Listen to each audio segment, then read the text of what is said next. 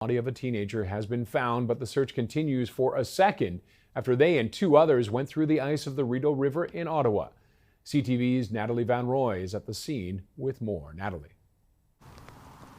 Ottawa police say one youth is dead and the search continues for a second after they fell through the ice on the Rideau River in Ottawa's south end near Manotick.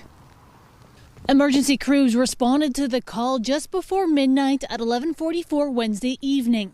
The emergency call indicated that four youth had fallen through the ice along Nichols Island Road near Manotick. Police say two of the youths were rescued by first responders and transported to hospital. A 15-year-old girl and a 17-year-old boy were treated for mild hypothermia, according to paramedics. The other two youths, a 16-year-old and 17-year-old boy, were still missing as of Thursday morning and believed to be in the water, according to police. Police say the body of one of the missing youths was later recovered. The search continues for the second missing person. Police say the tragic incident affects us all, and they are offering support to the loved ones of the individuals. Meanwhile, Ottawa police say an officer was transported to hospital with a dive-related injury. Their current condition is unknown. Natalie van Rooy, CTV News, Manotick. Thank you, Natalie. Joining us now is Chris Lewis, our CTV News public safety analyst and former OPP commissioner. Thank you for joining us today, Chris. Good morning, Roger. A difficult situation. It's been a difficult week across the country. We've seen several deaths now on lakes and rivers in the area. What's it like for police having to do a search like we're seeing today in Ottawa? Well, it's extremely dangerous. From the moment a call comes in, the first responders, whether it be police, fire, or EMS, etc., or members of the public, risk their lives to try and save lives.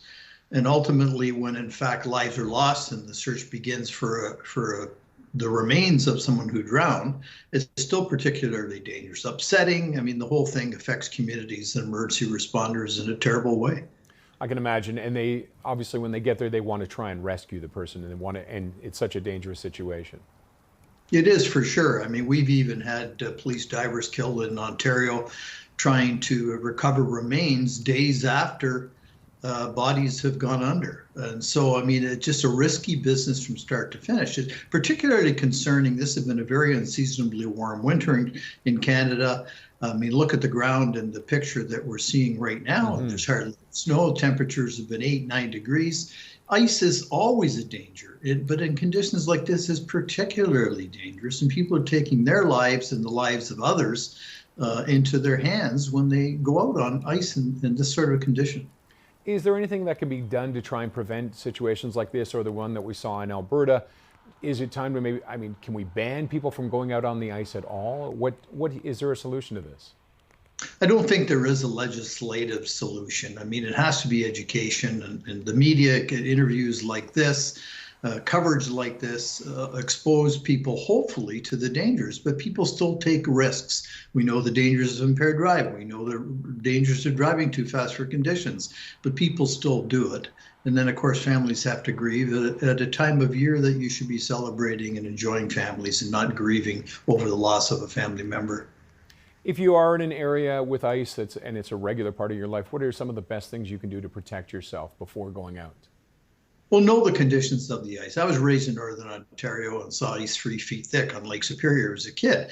But as it starts to melt or at the early formation of the ice and you don't know how thick that ice is, you shouldn't go out, number one.